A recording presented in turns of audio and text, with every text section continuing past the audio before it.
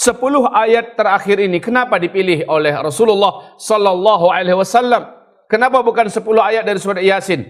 Kenapa bukan surat Ar-Rahman? Kenapa bukan surat Al-Waqi'ah? Kenapa bukan surat-surat yang lain? Kenapa yang ini dipilihkan? Mari kita dengarkan.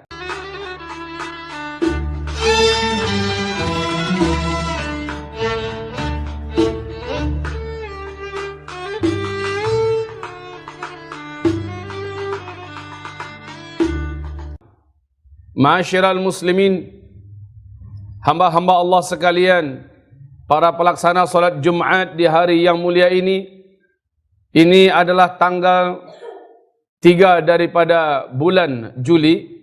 Besok adalah tanggal 4. InsyaAllah awal daripada puasa bid kita hari Sabtu, Ahad dan Senin insyaAllah ta'ala.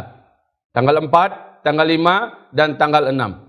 Semoga kita bisa melaksanakannya.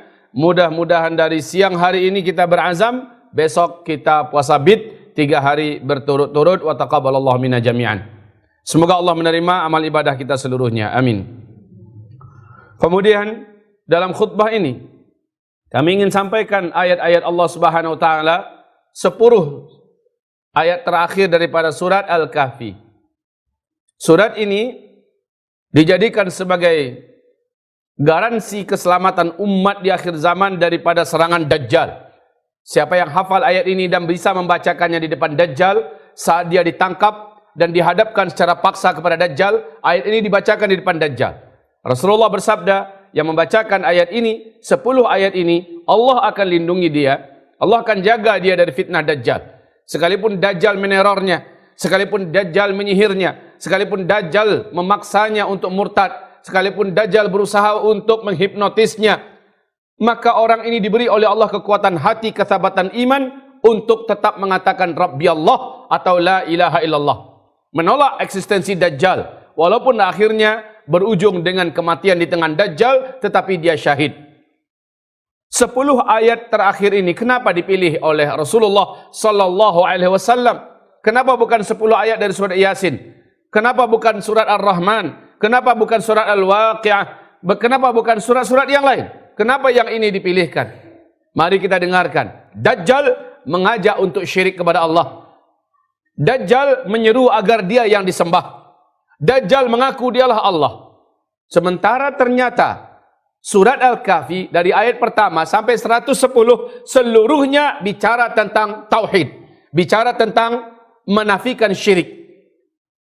Mari kita lihat, kita simak dan perhatikan 10 ayat terakhir ini. Yang pertama, alladzina kanat a'yunuhum fi ghita'in an dzikri wa kanu la yastati'una sam'ah. Ini yang pertama. Orang-orang kafir itu ada penghalang untuk mereka berzikir kepada aku, mengingat aku, beriman kepada aku. Wa kanu la yastati'una sam'a. Mereka tidak sanggup mendengarkan hidayah, mengikuti petunjuk. Mereka bukannya tidak mendengar, akan tetapi semacam ada sumbatan di telinga mereka, di hati mereka, sehingga mereka tidak lagi dapat diterangi oleh cahaya. Summum bukmun umyum fahum la yarji'un, pakak bisu tuli, dan mereka tidak menemukan jalan yang bisa mereka tempuh. Begitu juga firman Allah, khatamallahu ala qulubihim wa ala sam'ihim wa ala absarihim ghishawah wa lahum adzabun azim. Allah telah tutup mati hati mereka, Allah tutup penglihatan mereka yang bisa melihat, Allah tutup pendengaran mereka yang bisa mendengar, lalu untuk mereka disediakan azab yang teramat sangat pedih. Azab yang sangat besar dan berat. Orang kafir memang tidak sanggup lagi menerima hidayah. Tidak sanggup karena Allah telah tutup. Kenapa Allah tutup? Karena mereka yang dengan sengaja menolak dari awal hidayah ketika mereka tahu, ayat ketika mereka dengar, mereka tolak dan mereka berpaling, maka Allah sumbat hati mereka, Allah khatam hati mereka, dan Allah sediakan untuk mereka azab yang teramat sangat pedih. Ini ayat yang pertama. Ayat yang kedua yaitu ayat yang ke-102. Allah berfirman berikutnya, afahasibal ladzina kafaru, orang-orang kafir itu apakah mereka yakin atau apakah mereka bisa berfikir, ayattakhidhu ibadi min duni awliya inna a'tadna jahannama lil kafirina nuzula. Orang-orang kafir itu dengan sengaja telah mengambil selain daripada Allah sebagai teman dekatnya, sebagai walinya, sebagai orang tempat dia mengadu, sebagai tempat dia bercerita, sebagai tempat dia memberikan kepercayaan, sebagai tempat dia saling tolong menolong selain daripada Allah Subhanahu wa taala. Maka Allah mengatakan, kami sediakan untuk orang kafir itu neraka jahanam sebagai tempat tinggalnya. Finish sudah. Sekarang ada orang kafir yang menurut Allah mereka kafir, tapi menurut mereka, mereka tidak. Berarti ini siapa orangnya? Orang Islam. Mari kita dengarkan berikut ini. Qul hal nunabbi'ukum bil akhsarina a'mala. Qul, katakanlah hai Muhammad, hal nunabbi'ukum bil akhsarina a'mala. Maukah kalian aku beritakan tentang orang-orang yang paling besar kerugiannya? Dia beramal. Dia solat, dia puasa, dia bayar zakat, dia haji. Bahkan mungkin ada yang bangun masjid, ada yang tahajud, ada yang Masya Allah amalan mereka. Tapi seluruh amalan itu akhsarina a'mala, rugi. Kenapa rugi? Duit habis, waktu habis, umur berjalan, pahala tidak ada, penerimaan Allah tidak ada. Mereka adalah akhsarina a'mala, orang-orang yang paling rugi amalannya. Siapa mereka? Ayat berikutnya, alladzina dhalla sa'yuhum fil hayatid dunya wa hum yahsabuna annahum yuhsinuna sun'a. Itu adalah orang-orang yang seluruh amalan mereka dianggap sia-sia oleh Allah Subhanahu wa taala. Siapa amalan orang yang sia-sia? Amalan orang yang sia-sia adalah orang-orang musyrik. Orang musyrik seluruh amalannya sia-sia. Jangankan orang biasa, sedangkan Nabi Muhammad saja ditanya oleh Allah Subhanahu wa taala, "Walaqad uhiya ilaik wa ila alladhina min qablik la in asyrakta la yahbatanna 'amaluk wa la takunanna minal khasirin." Hai Muhammad, telah diwahyukan kepadamu sebagaimana telah diwahyukan kepada nabi-nabi sebelum engkau. Seandainya berani engkau melakukan satu perbuatan syirik saja, seluruh amal yang pernah engkau buat dalam hidupmu la yahbatanna, akan Allah batalkan seluruhnya. Itu kelas Nabi Muhammad. Bagaimana dengan kelas kita? Orang musyrik, jangankan kita-kita, Nabi Muhammad saja tidak dianggap oleh Allah Subhanahu wa taala amalannya. Nabi Muhammad saja ditutup oleh Allah pintu penerimaan. Nabi Muhammad saja dibatalkan oleh Allah seluruh amal solehnya, apalagi kita. Maka kalau kita ingin tahu siapakah orang-orang yang aksarina a'mala, itulah orang-orang yang mereka berfikir amal solehnya sudah banyak. Banyak sekali amal solehnya. Setiap ada event dia ikut. Setiap ada acara-acara keagamaan dia ikut. Setiap ada acara amar ma'ruf nahi mungkar dia ikut. Tiap haji bahkan dia bisa ikut. Umrah tiap tahun dia kerjakan 2 kali 3 kali. Bangun masjid di seluruh kota, di setiap negeri. Akses kebaikannya menyambung dari Sabang sampai Merauke, tetapi seluruh amalan mereka kosong. Limada? Kenapa? Jawabannya adalah ini dia.